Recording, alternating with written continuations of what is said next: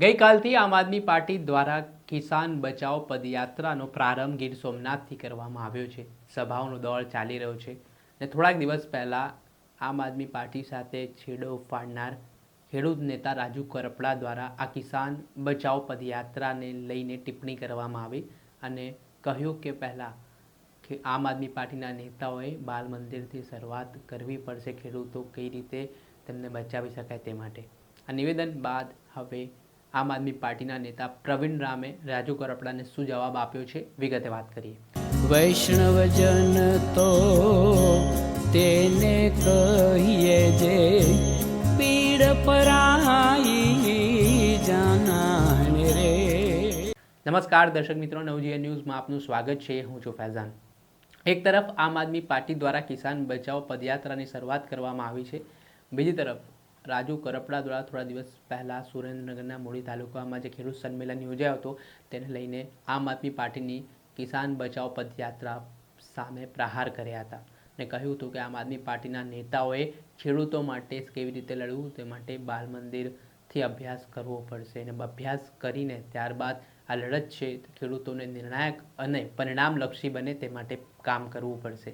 આ ટિપ્પણી સામે આવ્યા બાદ આમ આદમી પાર્ટીના નેતા પ્રવીણ રામે જાહેર મંચ પરથી રાજુ કરપડાને જવાબ આપ્યો છે, જેમાં પ્રવીણ રામ કહી રહ્યા છે કે 2016થી જ્યારે ઇકો ઝોનનો મુદ્દો ગીર સોમનાથને આજુબાજુના જિલ્લાઓમાં ઊભો થયો ત્યારે પ્રવીણ રામ સતત તેમણે લડત ચલાવી 14 દિવસ સુધી તેઓએ અન્નનો દાણો લીધા વિના ખેડૂતો માટે લડ્યા અને તેના કારણે જ આજે ઇકો ઝોન છે તે અટકીને પડ્યો છે। પહેલાં સાંભળો શું કહી રહ્યા છે આપ નેતા પ્રવીણ રામ। મારા એક મિત્રએ ગઈકાલે એક મીડિયાની અંદર બયાન આપ્યું કે ખેડૂતો મુદ્દે પ્રવીણભાઈ રામ તો હજી આંગણવાડીમાં નહીં પણ શું કીધું, કંઈક સારું કીધું એને, બાલ મંદિરમાં છે। ખેડૂતોના મુદ્દામાં પ્રવીણભાઈ રામ હજી બાલ મંદિરમાં છે। હાડું મનોજભાઈ ઈ સમજાતું નથી, મારું બાલ મંદિર પૂરું નથી થતું, 2016 થી ચાલુ થયું। 2016 માટે ખેડૂતોના ઇકોઝોન માટે હું લડ્યો છે, આ કે ના? તમારું ઇકોઝોન અત્યાર સુધી અટકીને પડ્યું હોય તો કોના કારણે અટકીને પડ્યું છે? કોના કારણે અટકીને પડ્યું છે?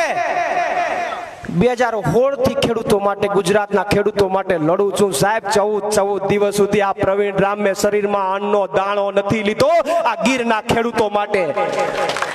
અને મારો એક મિત્ર એમ કહે છે કે પ્રવીણભાઈ તો હજી બાલ મંદિરમાં છે, પણ મારે એને કેવું છે કે મારે બાલ મંદિરમાં જ રહેવું છે, મારે કોલેજમાં નથી જવું ભાઈ, મારે નથી ડિગ્રી લેવી। બાલ મંદિરમાં હોય તો બાલ મંદિરના છોકરાઓ છે એના પેટમાં પાપ ન હોય, એ નિષ્પક્ષ ભાવે લોકો માટે કામ કરતા રહી। મારે તમારી વચ્ચે એવું જ રહેવું છે, બાલ મંદિરનો છોકરો બનીને મારે કોલેજનો છોકરો કે ડિગ્રી નથી લેવું, કારણ કે કોલેજના છોકરા કંટ્રોલમાં નથી રહેતા, પછી ભાગી જાય આડાવડા। એટલે આપણે એ નથી કરવું, આપણે બાલ મંદિરમાં જ રહેવું છે। પણ વિશેષ ચર્ચા ન કરતા હું મારા ગામ આપણે સાંભળ્યા હતા આમ આદમી પાર્ટીના નેતા પ્રવીણ રામને। તેમણે રાજુ કરપડાની ટિપ્પણી પણ વળતો પ્રહાર કર્યો છે, તેના કારણે હવે નિવેદનબાજીઓનો દોરની શરૂઆત થઈ છે ને ખેડૂતો માટે કોણ કેટલું લડી રહ્યું છે તે બાબતને લઈને પણ હવે જંગ જામ્યો તેવી સ્થિતિ જોવા મળી રહી છે। દર્શક મિત્રો, આવા જ વિડીયો જોવા માટે નવજીવન ન્યૂઝ જોતા રહો।